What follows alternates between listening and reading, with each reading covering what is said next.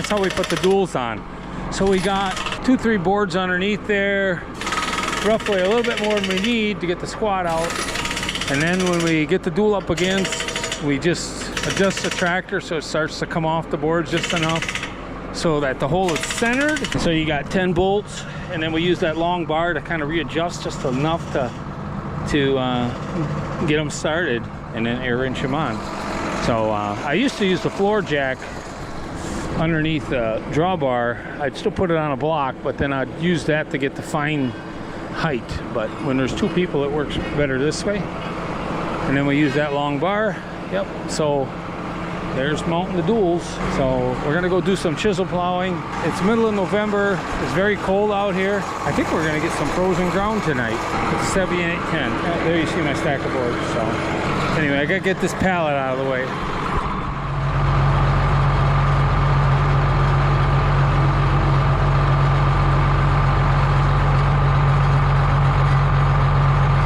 So I got these dust covers here. We had trouble with this a few days ago, but it looks like I'm gonna have to blow that out before I shove them in there.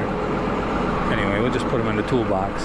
So one more thing I wanted to show you guys. So I built these pallets, and it's just 2-inch oak planking, lots of screws, 4x4s on the ends. It's just kind of the scraps from better stuff, but some of the leftovers from some of the projects we had. But I built like several of those for the duels, and then you get your pallet forks, so it's set as wide as, and I can stack them, a set of duels on there. Then I got another one for the 1066, which those can get stacked on top of these duels, you know, for storage in the shed. So that works very nice. So then we're able to use the pallet fork and skid steer to kind of move stuff around, and instead of trying to roll them all the time. I think that corn head that I bought, that's gonna, the 4-row wide, we're gonna make something like that, probably a little bit longer, so that I can use the pallet fork to move it. I gotta make sure I can lift it first, but I'm thinking it'll work because the combine may not always be here on this property right here. So then if I have to move it, I can. So let's go get some plowing done.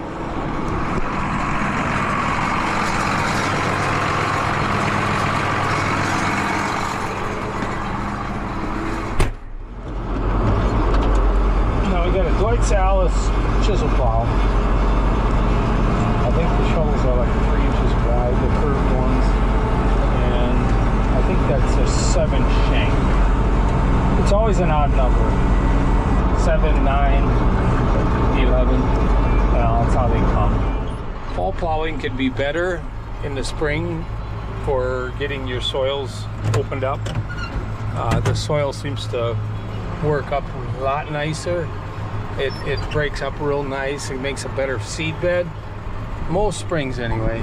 It isn't always true. Not every spring is the same, of course, but I think the theory is your soils kind of settle out better.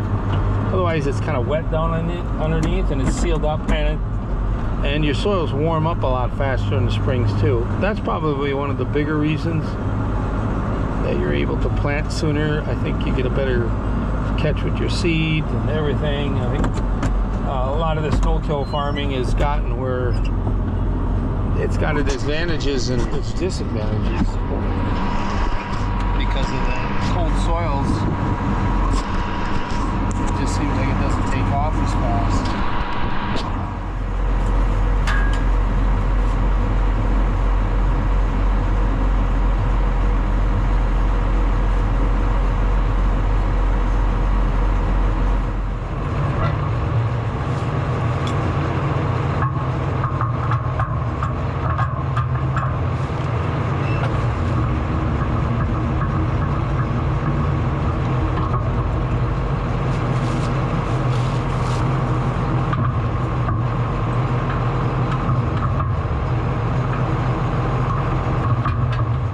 You know, this cylinder's got like a valve on here instead of for a lock. Kind of like this, like a real heavy faucet. I've been keeping this machine in the shed as much as I can, but it's probably not nearly as important as some. And then I got these here.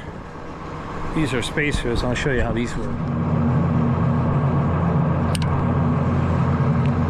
See, they kind of got like a spring piece on 2 halves.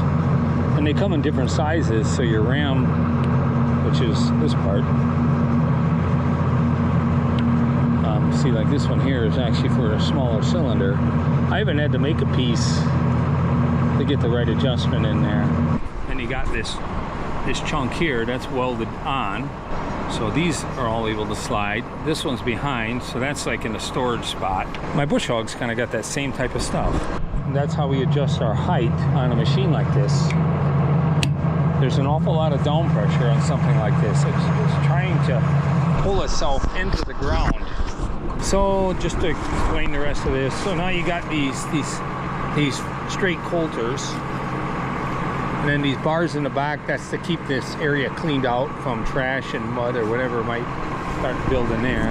And that's to cut your stock and your roots and whatever you might be chiseling so it doesn't ball up so much.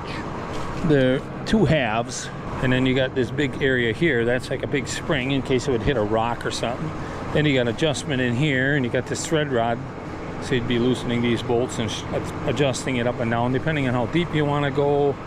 So typically when we set it down, we put our tractor in float, which means our cylinder doesn't hold it up or down. It just can float in and out as the machine goes over a hump or something like that. As far as that's concerned, it just won't let it only go so deep is all.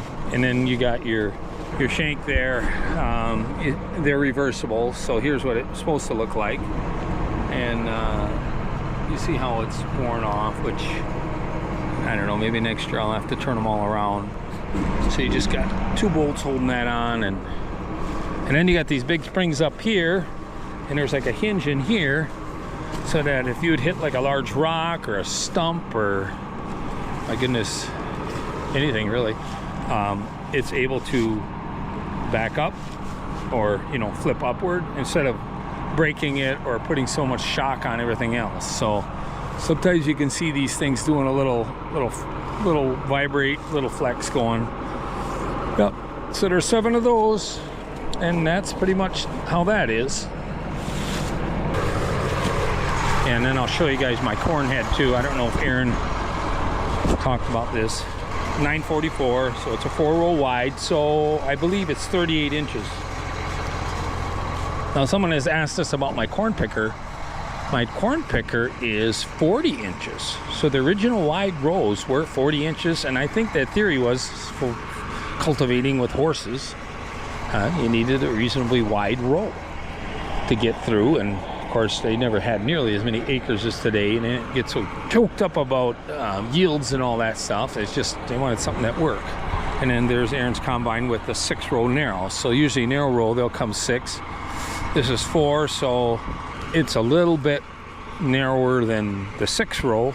It would be, I think, like 5 of these rows would be equivalent to a 6-row narrow. Take an extra row in there, and it's all about yields and stuff. But being that we don't have a lot of corn for acres, I don't believe we're going to get that far ahead by trying to go all narrow. And then the stripping plates, which are these things, that's something a corn picker doesn't have, and there's reasons for that too. They were put on new, and I don't think more than 10 acres went through those stripping plates so far. So the head's in very good shape, just hasn't been in the shed a lot, which may not matter. But they claim a lot of the parts from this would fit the narrow row heads too. It's kind of good that way too. It's just the frame of it all is for wide row. So, and that's where I want to get this pallet made so that we can get this thing up off the ground, at least be able to move it when we need to. So anyway, let's get chiseling. Tractor should be very warmed up by now. It's very cold out here. We got snow flurries in the air. Perfect tillage weather for fall.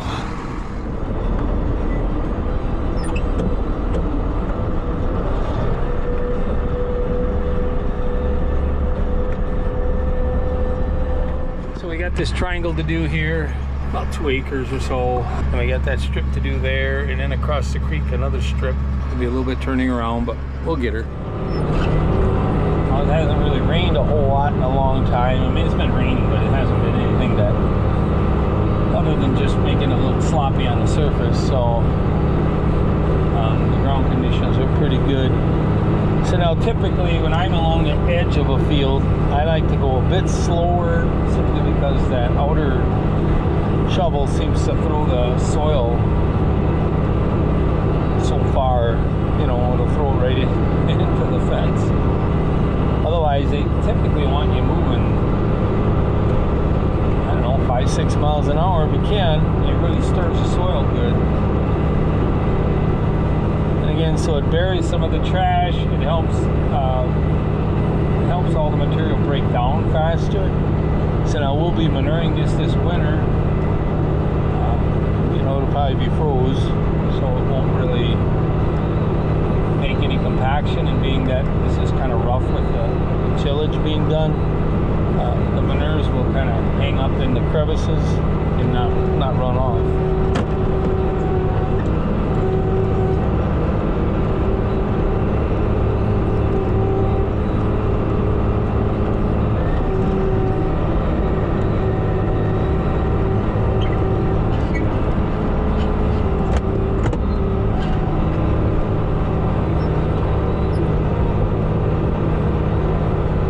So I like to really hug the edges good, utilize the fields by 100%, and then it avoids dealing with less brush and, you know, don't have wasteland, you know, just make the most of what you got. All pretty heavy soil down here, so the corn was just picked off of here, the corn stalks were chopped off and baled. That outer shank is rolling the soil almost into the fence, which then you get that kind of a ledge there afterwards.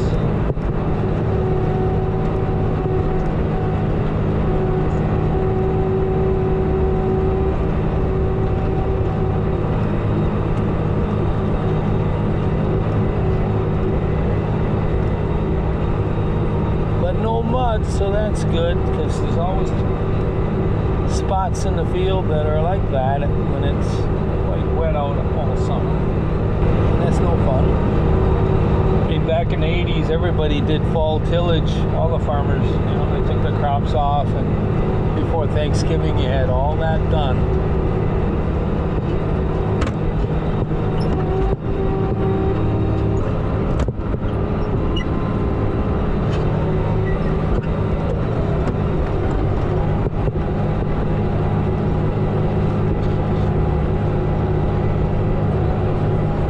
So back in the 80s when I was younger, just about everybody moldboard plowed, a little bit of chiseling in the fall, so all the corn ground got moldboarded. And I don't know,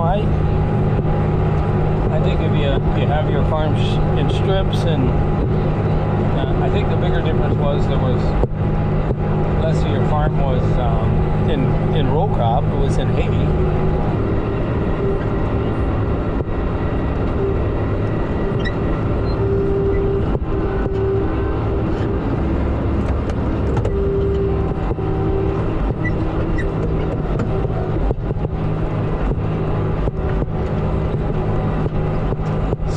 Farm was in hay and pastures and that, then it wasn't quite such a big deal about worrying about erosion and all that and overtilling the soils. And we didn't have the disease pressures like we got today, and there's so much more stuff we're dealing with that didn't even exist back then for various reasons. When you plow the soil, turn it over, you kind of bury all that, the trash and